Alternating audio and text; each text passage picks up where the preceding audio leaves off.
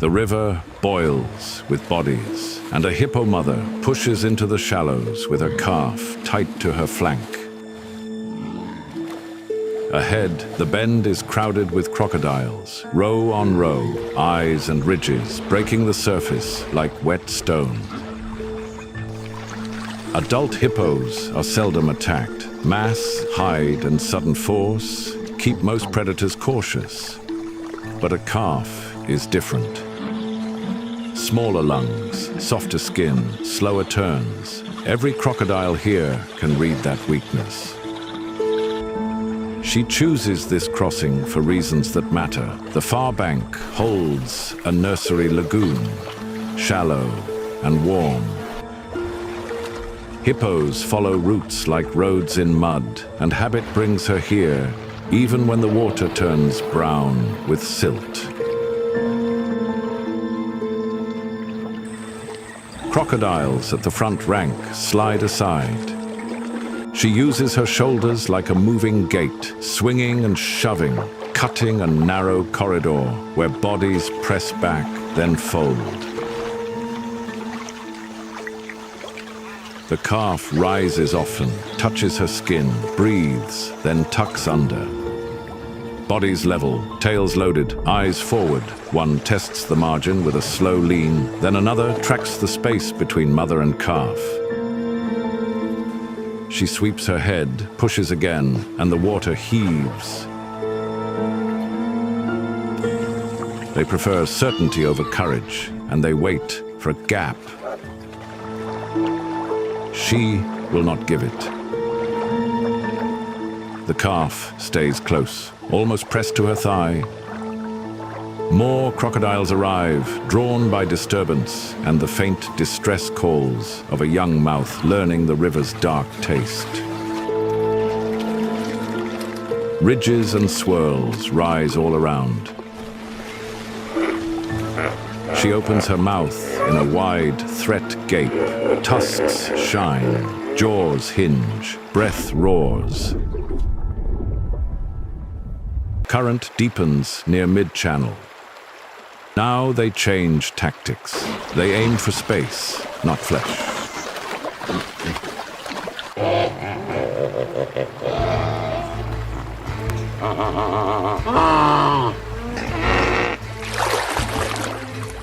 Sometimes it climbs along the slope of her back for a few heartbeats. A little height buys time. A little time buys distance. They slide between mother and calf, trying to widen the seam. She bellows, drives forward, and opens water with her skull. Risk spreads, boldness grows.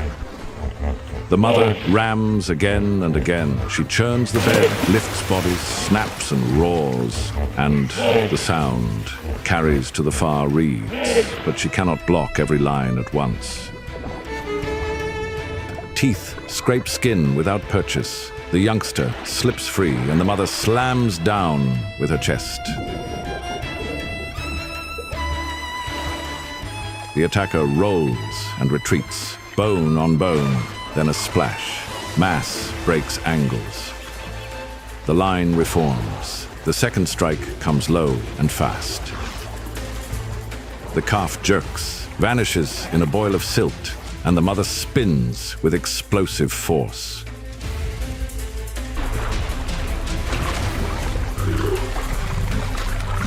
She bites a crocodile across the snout, lifts and throws. The sound is a crack, followed by foam and mud. It snaps back at her muzzle. Bubbles rise, silence, then a gasp. The calf breaks the surface, alive. But a crocodile snaps on its front leg in a hard clamp. The mother lunges in a single heave. She grips the attacker behind the head where armor thins, and she bites. Pressure builds, skin splits, and the crocodile releases for one breath. The crocodiles press the pattern that works separation. They use tight water and sheer weight to slow her turns and draw the calf away. For a breath, the youngster loses contact. The line breaks. Teeth already set, and the river erupts into short, violent jolts. Crocodiles seize soft parts first to end movement quickly and to avoid the mother's heavy strikes. Today, the margin failed. Here, power protects until a boundary collapses. The river offers no favor, only current, numbers, and the narrow distance a mother can hold between danger and her young. The river tells the same lesson every day. A calf survives by staying close. Hippo cows keep newborns tight to the flank, nose to skin. So the youngster can find air fast and follow without seeing. Lions are a real threat, especially to isolated or injured adults.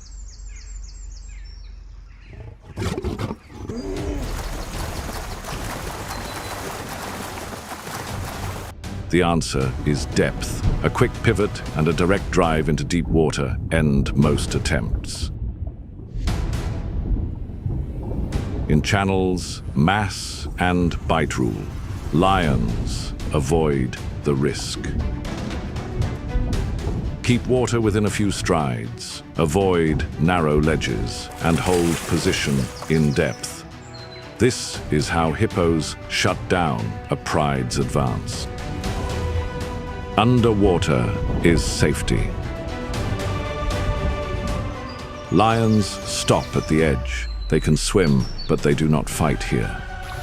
In deep water, claws lose grip, footing vanishes, and a lion's power turns to paddling.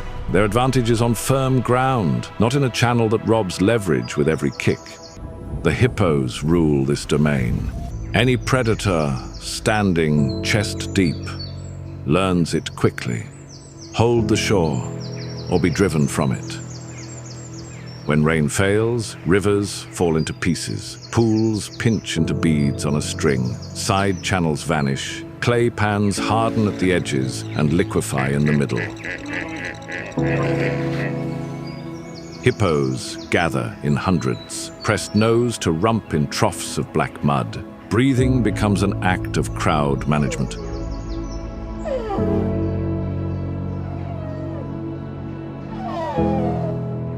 Individuals rise in turn to draw air, then sink to share space for the next body. Skin cracks without water over it. Mud helps, but not enough to erase heat.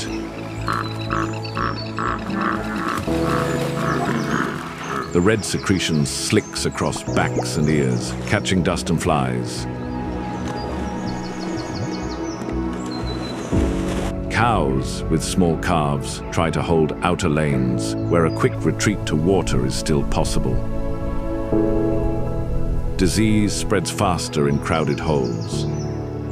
Wounds fester, eyes cloud with infection born in warm, dirty water. Some hippos die in the crush, others in the long walk between last pasture and last water. Scavengers and predators profit, and the next rain will erase the evidence in a day. Yet dry season also binds the herd. Dry season compresses every rule until one bend, one night road, or one shrinking pool turns a calculation into a crisis. And when rain returns, the herd resets the map, step by heavy step.